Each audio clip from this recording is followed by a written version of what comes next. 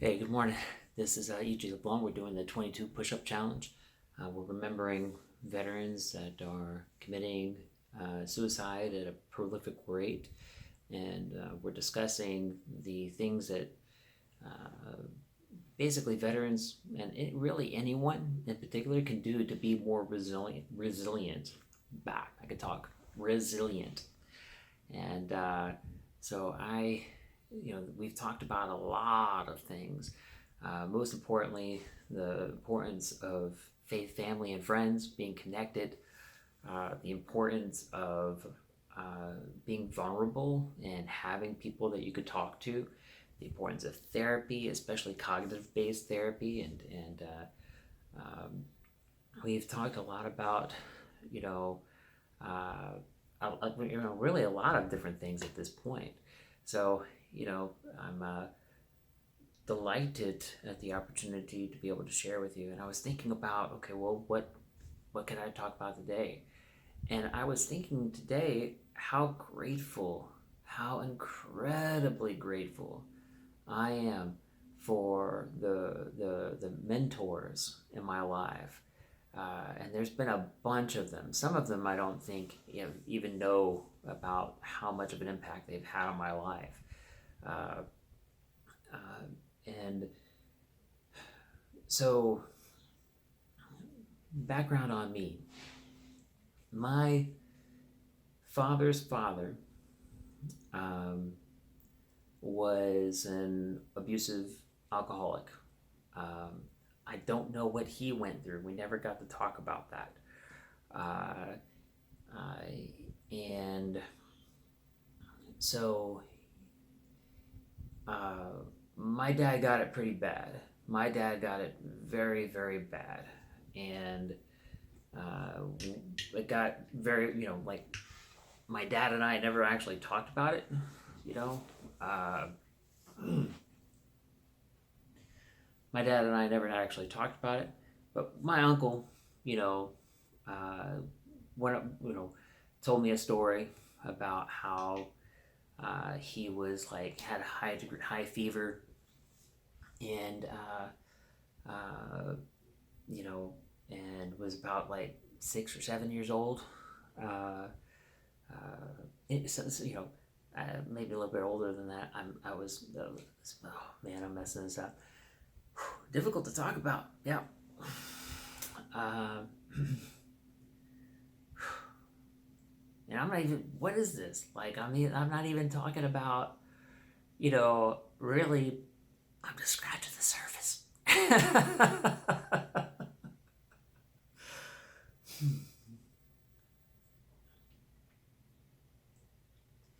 But so my uncle shared a story about how he uh, um, was a kid, young kid, and he's hanging out in front of the TV, and my grandfather came in and saw him while he was watching the TV, and didn't ask any questions. Just saw him eating cereal, watching cartoons in his pajamas, while it was raining outside, and he had a really high fever and wasn't feeling well. So, and so my grandfather's response to seeing that stimulus was to pick him up, say, "Get your expletive to school," and literally drop kicked him, like literally physically picked him up, dropped him, and kicked him out the door uh, in the middle of a rainy day in his pajamas and told him to go to school.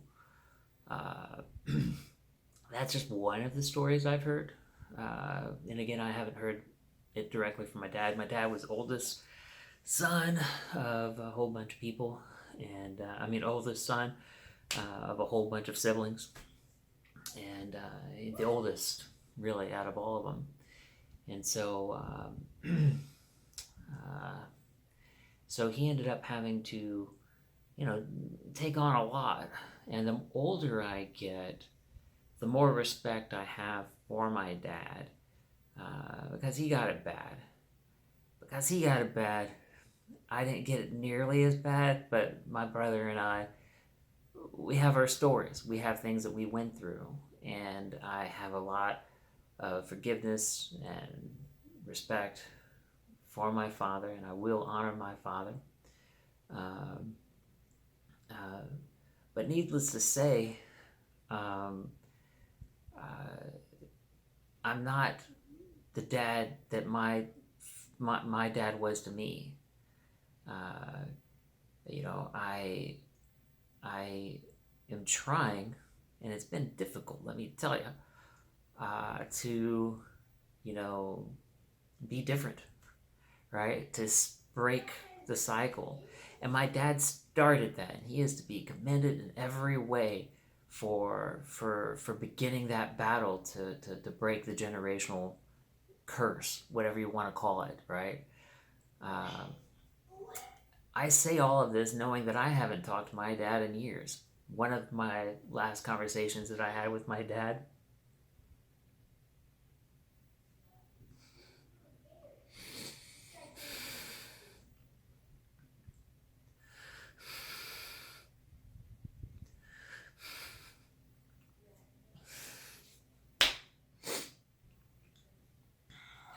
we had a. We're here, man. Let's go for it. Uh,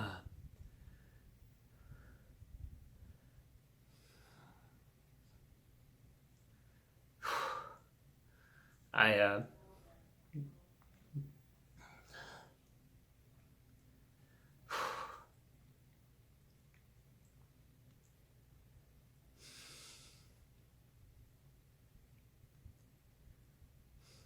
wasn't planning on this.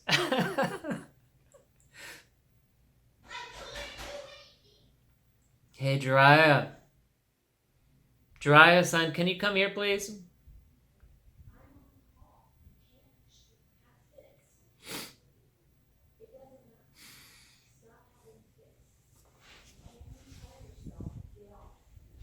Jiraiya, son, can you come here, please?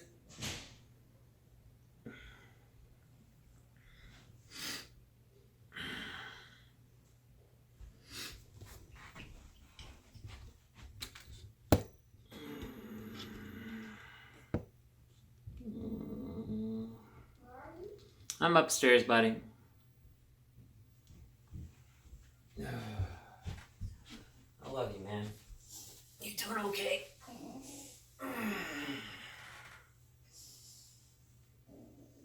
What's the matter? You want to talk about it? No. What happened on the game? Everybody was hacking. Everybody was hacking? And one time I just stopped, and then this guy just shot. Oh, this guy was chasing me, and I was trying to get away. I stopped because of something, and then I died. And probably that Helen and I stupid update. Yeah. I understand that. I love you, man. I'm sorry. I know it's frustrating. And I have to keep on clicking it, and then back to the game, and then as soon as I'm done clicking it, and then I get back on the game, someone just kills me.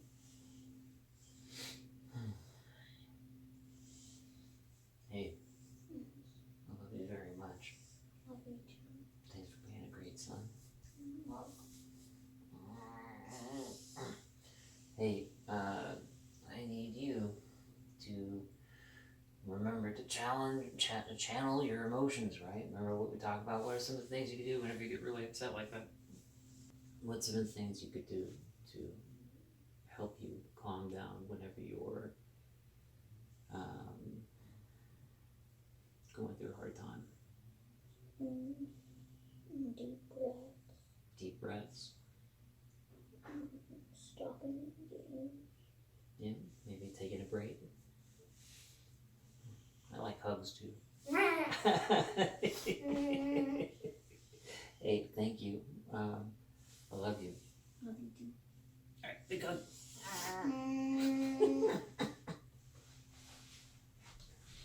Hey, What time is it? Like 10 o'clock. Okay. If you want to go and get some food or something, Okay. that'd be good. Hey, careful. We'll just like.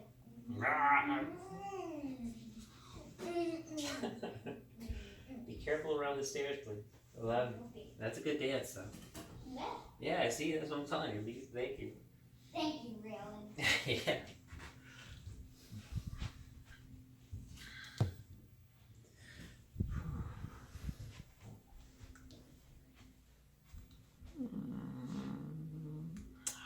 I was doing that.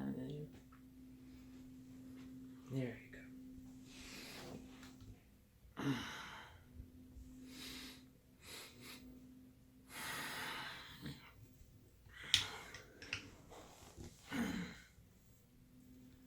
So,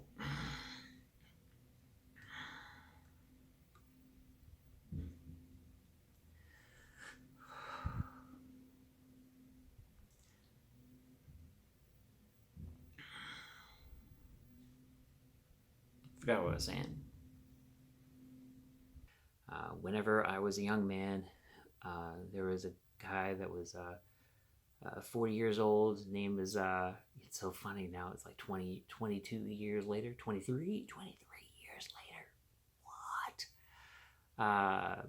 You know, and he poured his life into us.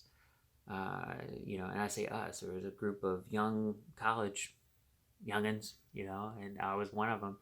And I say college, three of us were in the Navy at the time. And eventually whenever I went to college and got out of the Navy, I moved from Kings Bay, Georgia, and went to Jacksonville, Florida. And this guy was like a father figure to me. His name was Craig Jones. And just influenced, loved me, patient with me. And there are times that I would have these really strong emotional reactions to different things. And he was there with me, and the friends that I had there with me too, that were part of my church. And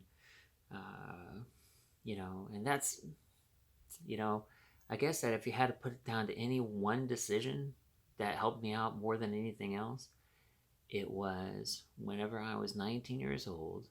I was in the Navy, and there was all the guys wanted to go out and get drunk and do all the crazy, right? Very caustic things that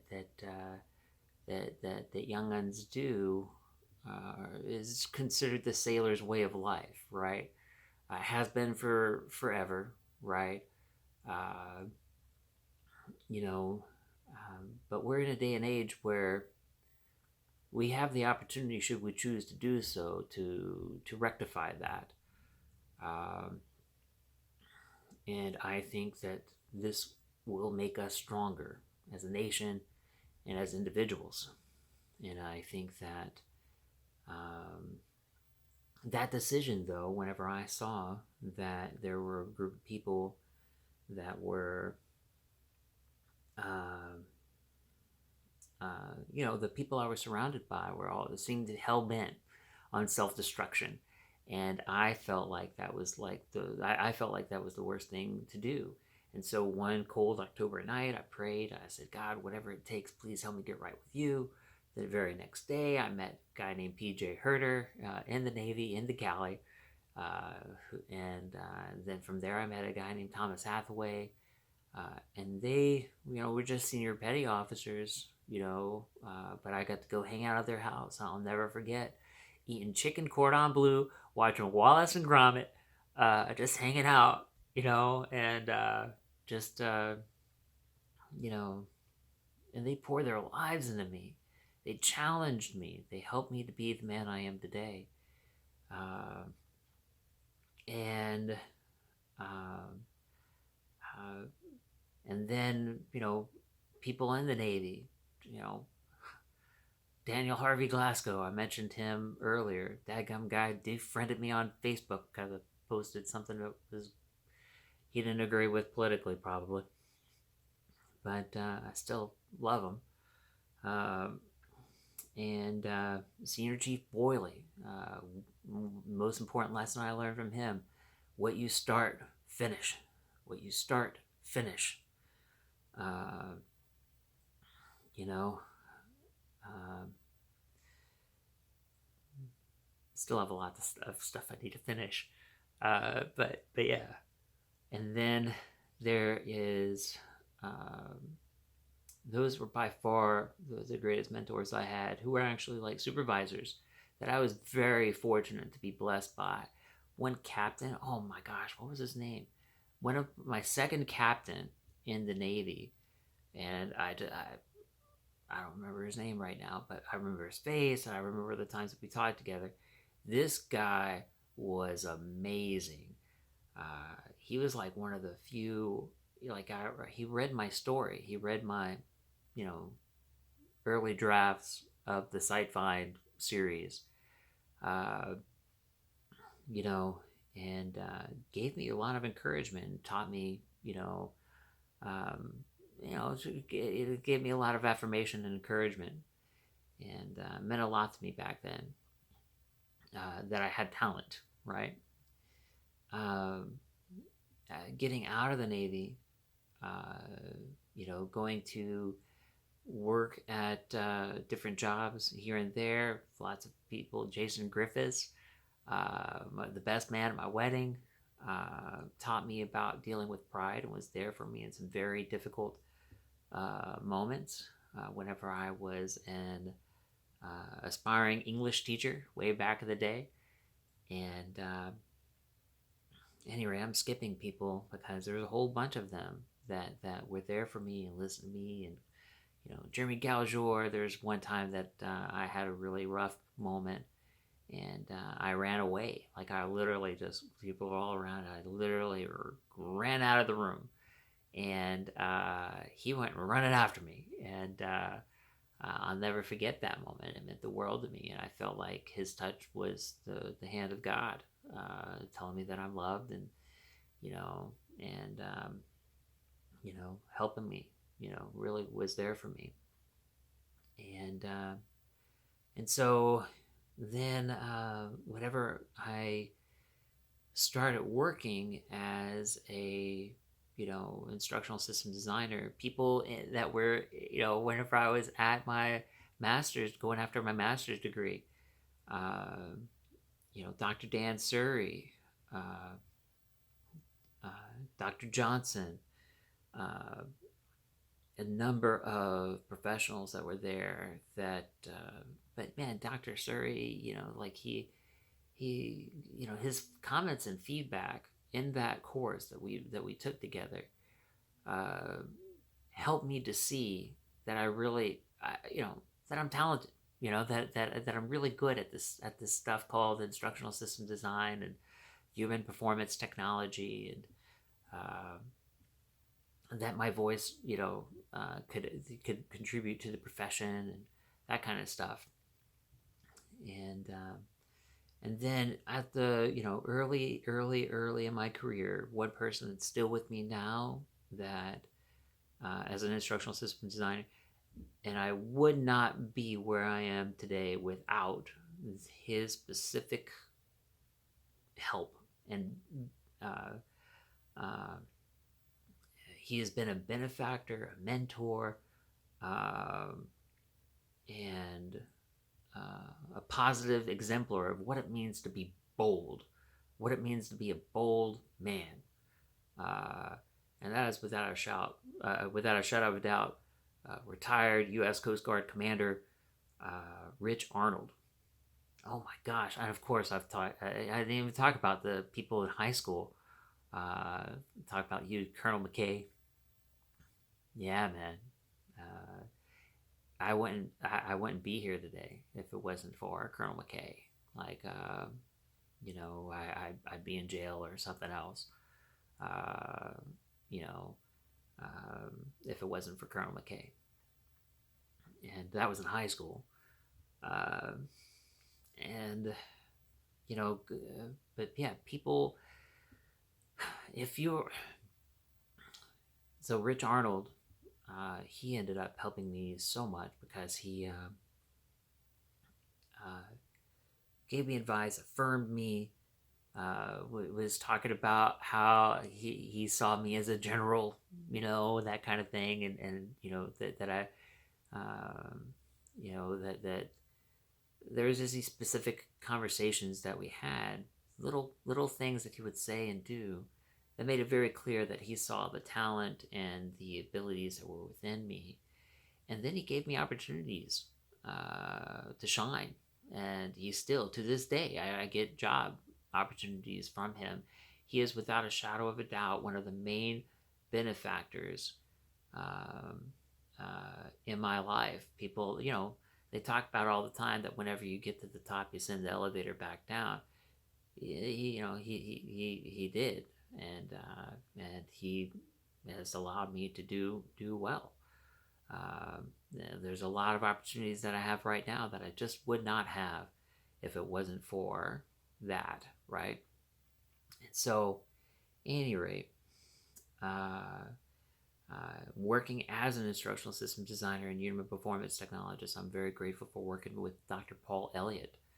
Uh, got to work with him and his company, Exemplary Performance, and learned an awful lot about the ins and outs of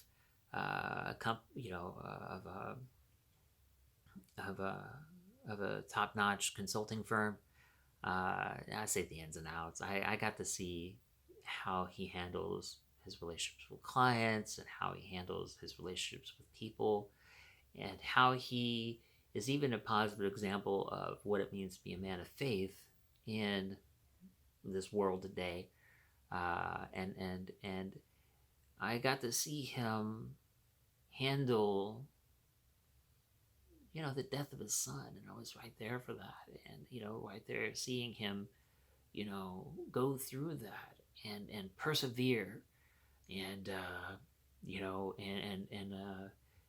he doesn't know, right? I doubt very much that he knows how much that means to me, to see someone like that, to persevere through that, and to persevere through that kind of stuff. But seeing that, being there with him, I say with him, uh, but being there, through that means a lot. And so, there's a lot of people, um, and a lot of women too, that have poured their lives into me. Um, uh, there's a woman named Mildred that allowed me the opportunity to mentor her son whenever I was a young man back in the day, early going to college. And every Thursday, specifically because she wanted a male role model in her son's life, I got to go and hang out with her son. And Low Edge back then was like 5.5, and every Thursday we would go hang out, we would go play together, we would go have fun, go climbing trees and running around in the park, playing with the other kids that were there. And we went to museums in Jacksonville. We went to different things. We saw different things, and there was a couple of character forging moments that were there. Um, but Low Edge didn't know it, but he was teaching me how to be a dad. How to be patient. How to how to interact with kids. At the same time, I was also working at this child development center and working with these kids, and also I'm rambling, but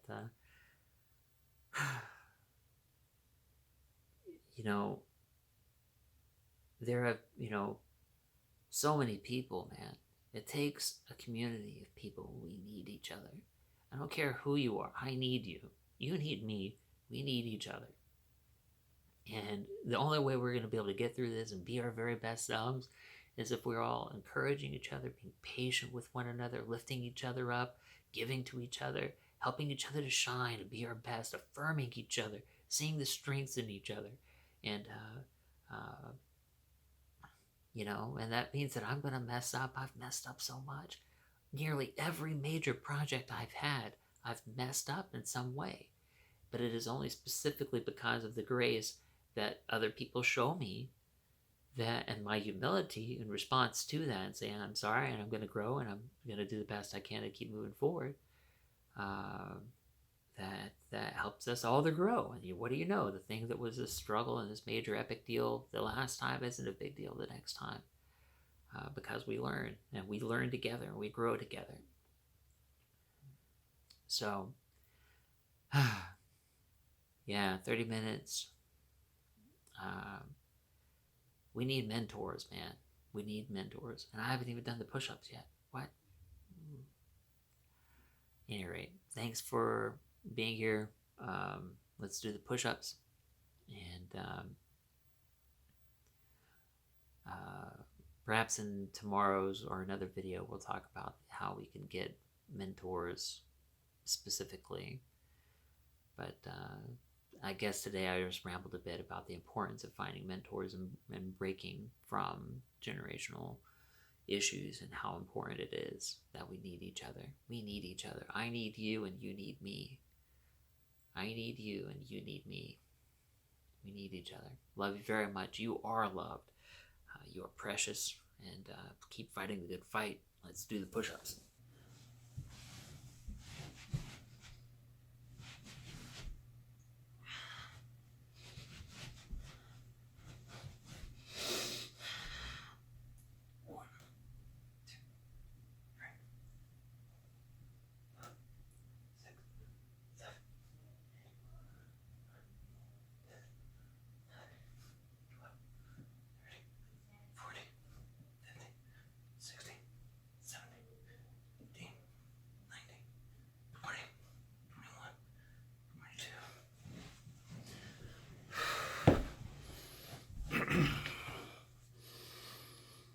You are loved.